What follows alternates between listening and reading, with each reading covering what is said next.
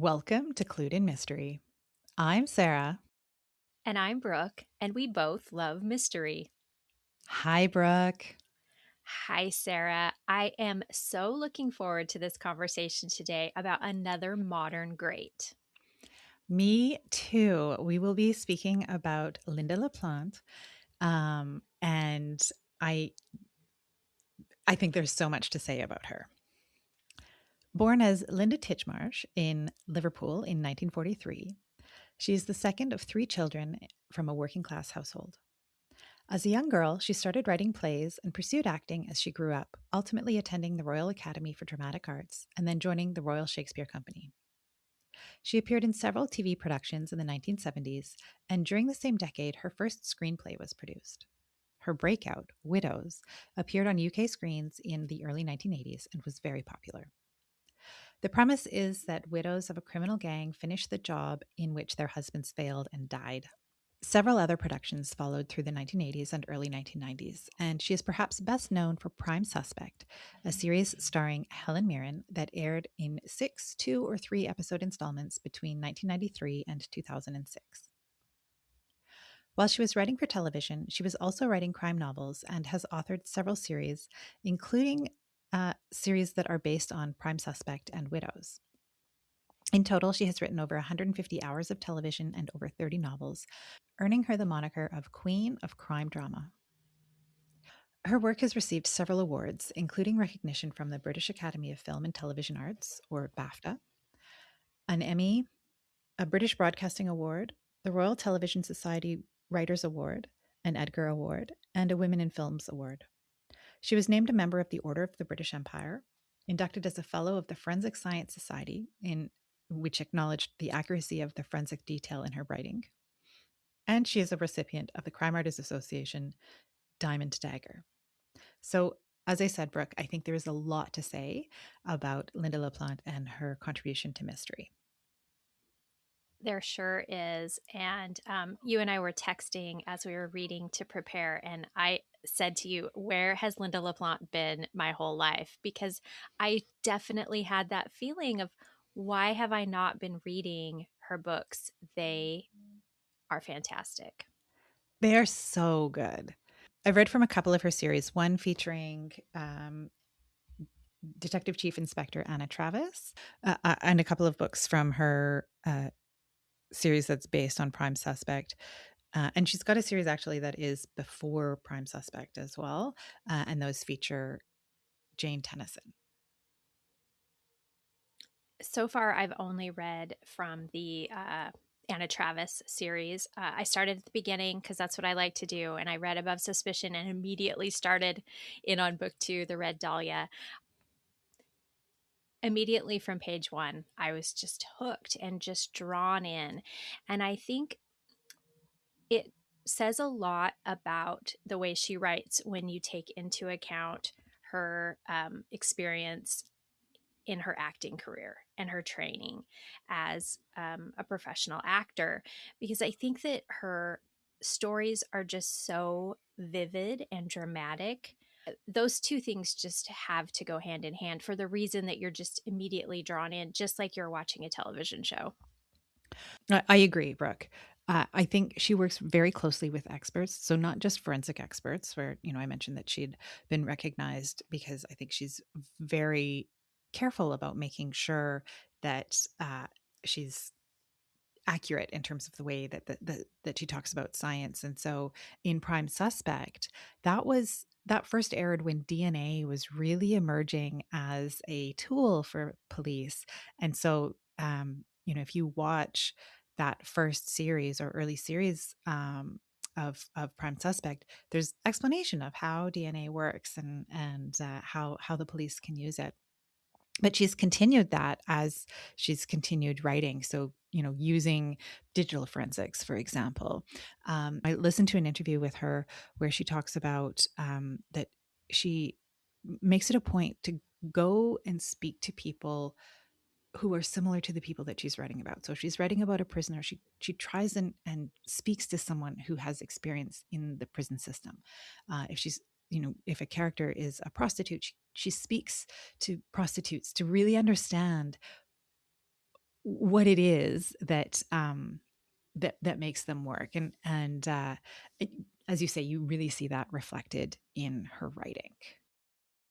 It's so neat, Sarah, because she recognizes how important it is for writers to get that firsthand information that she's actually now doing a podcast called Talking to the Dead. And she said that it's a way for writers to be informed or more informed about crime investigation.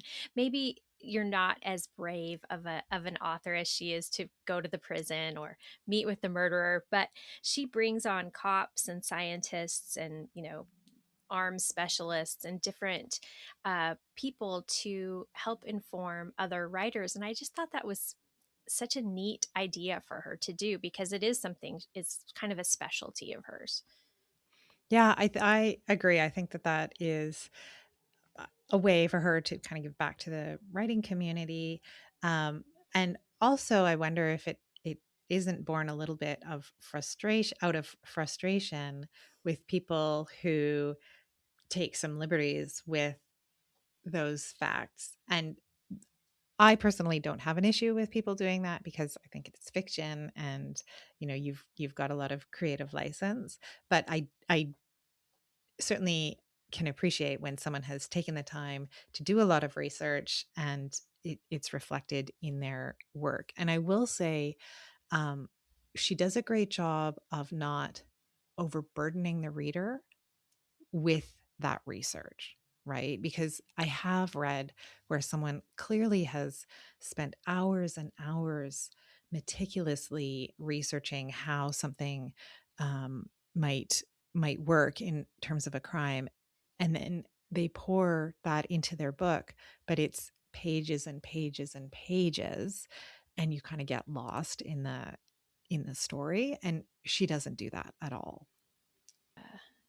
Yeah, she finds such a great balance in providing the information, making it factual and realistic, but not overburdening the reader. No, she keeps it very accessible.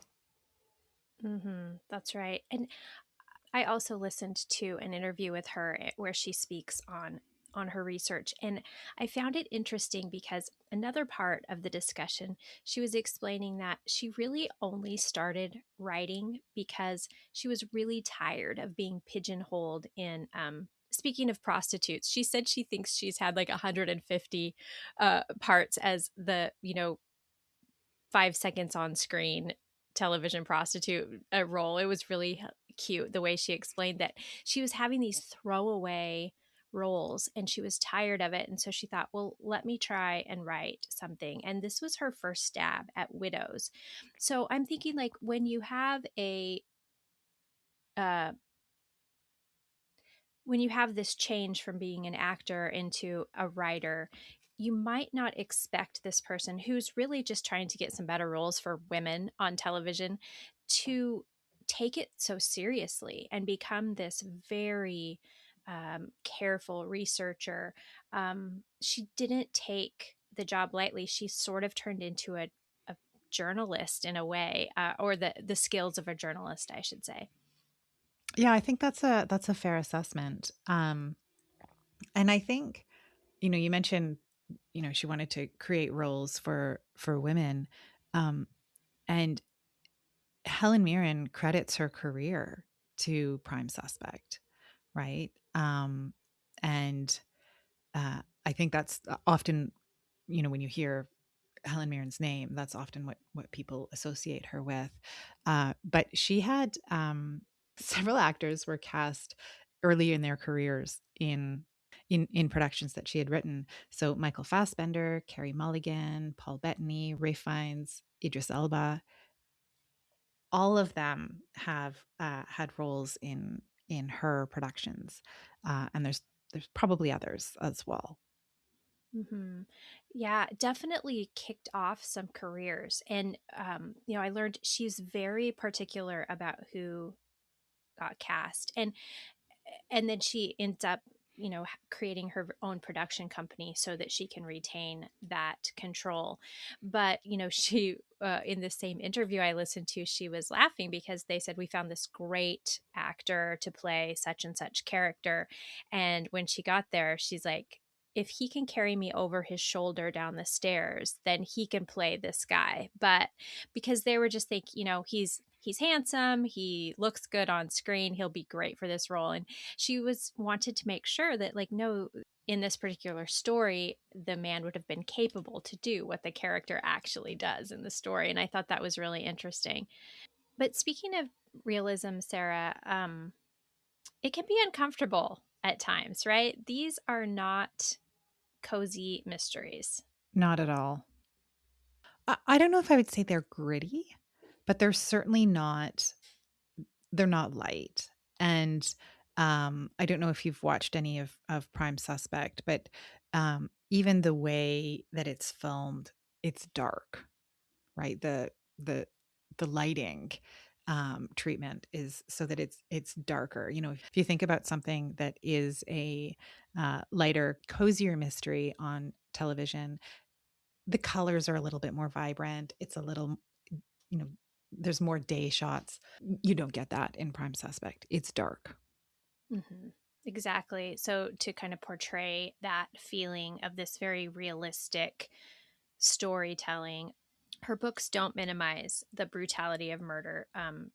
She's going to write about crime scenes and autopsies, um, and, like, as we've mentioned, very specific forensic details. So I think that's important for readers to know. Like, these stories are fantastic, but they are much more realistic.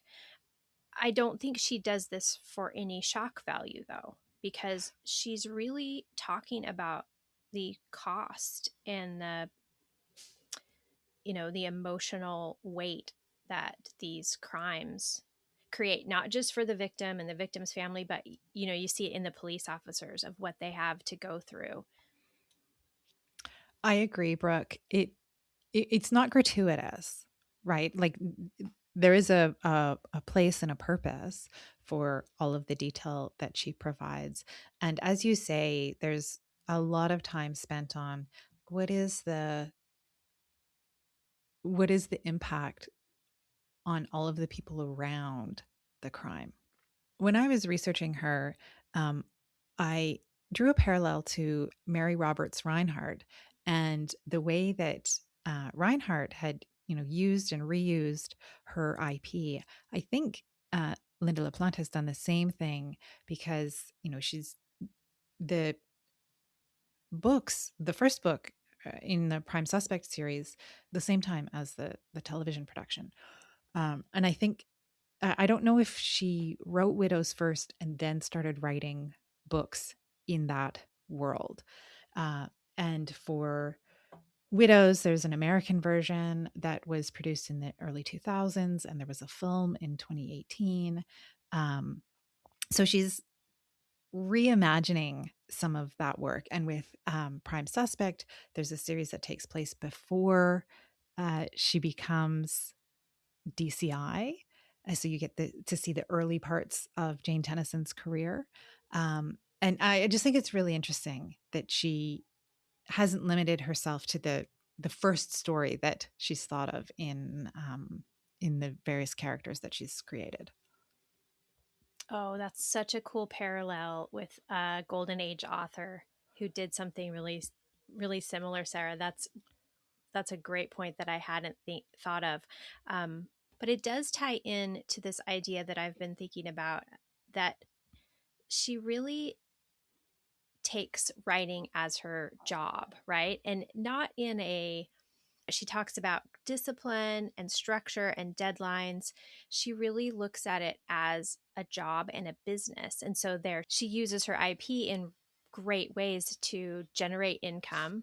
I mean, she even says the reason she started writing crime was because that's what she was commissioned to do. It paid the bills. And so she doesn't shirk away from that at all, even though I feel like it also doesn't detract, that attitude doesn't detract from the fact that these become very um, artistic stories. Mhm. Yeah, she has struck a balance between that commercial success, but also craft, right? The stories are very, very good. I think there are people who are commercially successful, but they just churn out, you know, w we talk about kind of reusing IP. I do feel like there are people who really don't make that much of a variation from one story to the next, and I would say that that's not the case with Lynda La Plante. Like her I I haven't read all of her works, but I also haven't read something and thought, this is very, very similar to the last book that I read. Whereas with Mary Roberts Reinhardt, there was that element, right? She This is true. wrote the circular staircase and then the bat, and then there was something else with the bat, and like it they were all very, very similar. So she was reusing, but also not reinterpreting her IP. Where I think what Linda LaPlante is doing is building her Hmm. IP. Yeah, there's with the prequels and the spin-offs, there's this large world of that she's created. And I think that it's fantastic that she's still going strong into her she's in her 80s now, I believe. And the interview that I listened to, she was in her late 70s, and she was still publishing a book a year. And she mentioned how um, by the time one book comes out, she's basically got the next one ready. So she definitely has, there's that disciplined system and structure to her production. And, you know, I am someone who didn't start publishing until my 40s. And so this gives me a lot of hope. Like there is a lot of time to continue writing. Yeah, absolutely. She has a book that came out this year, so it's 2026. Uh, I She's got another book that's already on pre-order for 2027. So yeah, she is still working very hard. As you say, she's in her 80s, and that doesn't seem to be slowing down. In the interview that I listened to, uh, she talks about that she spends a lot of time working out the plot. So I think she's a plotter rather than a discovery writer. But she also said, and I think this speaks to the discipline that you were mentioning, Brooke, she will write for hours, like sit in her chair for 10 hours writing. So I think once she gets started, she like the story just pours out of her, which is, pretty impressive. Oh, that's fascinating.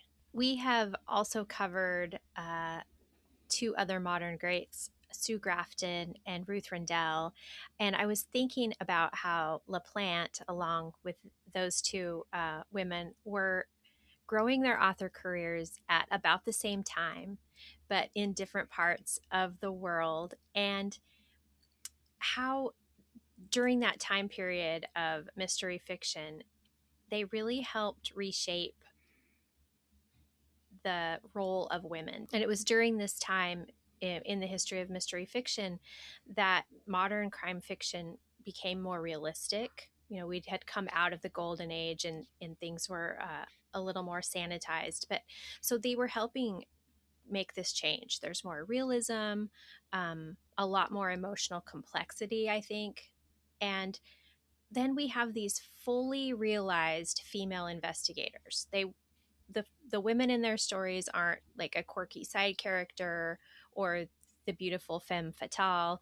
They are the drivers of the stories, and I just think it's so neat that this was happening.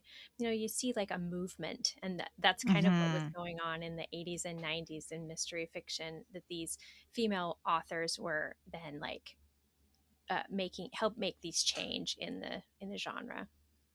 Yeah, I think that's a great observation, Brooke, and a great connection to draw between those authors. And they've all heavily influenced the genre, um, as you say, with these strong female characters that they Mhm. that they wrote about. even though their fiction is very different. Like they all had their own spin, clearly, and their own brand. But I think it all three of them kind of took mystery fiction in that direction. Well, Brooke, it has been so much fun to learn a little bit more about Lynda La Plante and her incredible career and the legacy that she continues to be leaving for this genre. It has been great, and I look forward to reading many more of her books. But before we go, here's your question of the week, listeners. Do you enjoy learning about real investigative techniques and forensic work in crime fiction, such as Lynda La Plante's books? We'd love to hear your thoughts. Send us an email or come find us on Instagram and Facebook. But until next time, thank you for joining us on Clued in Mystery. I'm Brooke. And I'm Sarah, and we both love mystery. Clued in Mystery is written and produced by Brooke Peterson and Sarah M. Stephen. Music is by Shane Ivers. If you liked what you heard, please consider telling a friend, leaving a review, or subscribing with your favorite podcast listening app. Visit our website to sign up for our newsletter, The Clued In Chronicle, and get mystery news, podcast updates, and bonus episodes. We're on social media at Clued In Mystery.